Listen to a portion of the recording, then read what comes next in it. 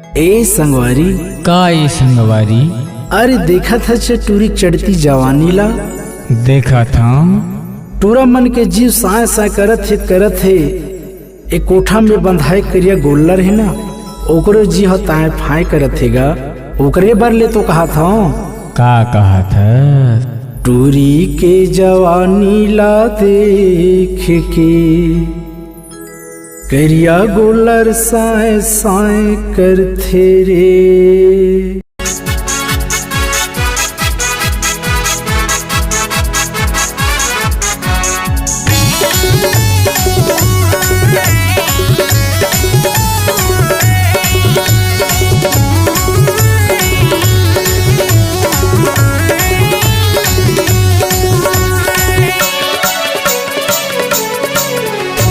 टूरी के जवानी ला देख के करिया गोल्लर साय साय करथे रे। गोरी के जवानी ला देख के करिया गोल्लर साय साय करथे रे। रानी के जवानी ला देख के करिया गोल्लर फाय फाय करथे रे। करिया गोल्लर साय साय करथे रे। करिया गोल्लर साय साय करथे ना। करिया गोल्लर साय साय करथे रे। करिया गोल्लर साय साय करथे ना। टूरी के जवानी ला देख के करिया गोल्लर साय साय करथे रे।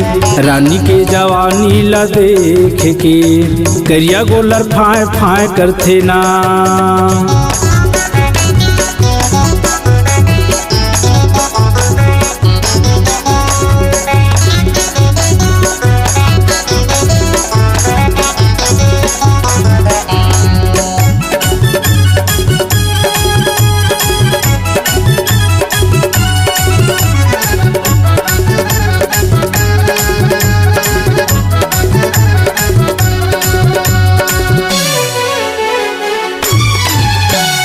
बाली उमर में टूरी हा लगाए भारी फैशन।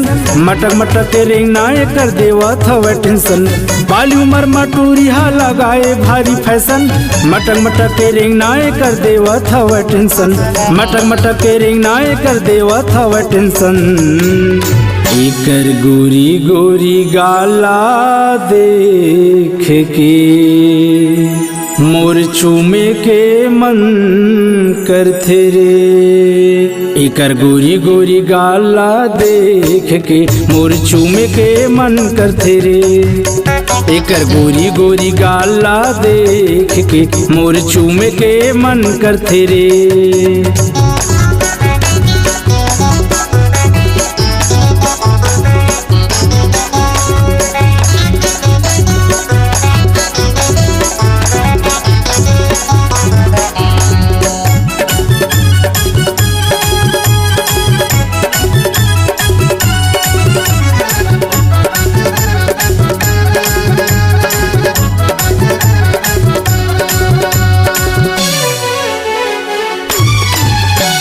हाथ में मोबाइल धरे टूरी मुचमुचाथे। व्हाट्सएप और फेसबुक में चैटिंग भारी करथे। हाथ में मोबाइल धरे टूरी मुचमुचाथे। व्हाट्सएप और फेसबुक में चैटिंग भारी करथे। व्हाट्सएप और फेसबुक में चैटिंग भारी करथे। एकर चढ़ती जवानी ला देख के मोर छुए के मन करथे रे। एकर गोरी गोरी गाला देख के मोर चूमे के मन करथे रे। एकर गोरी गोरी गाला देख के मोर चूमे के मन करथे रे। चूमे के मन करथे रे। चूमे के मन करथे ना।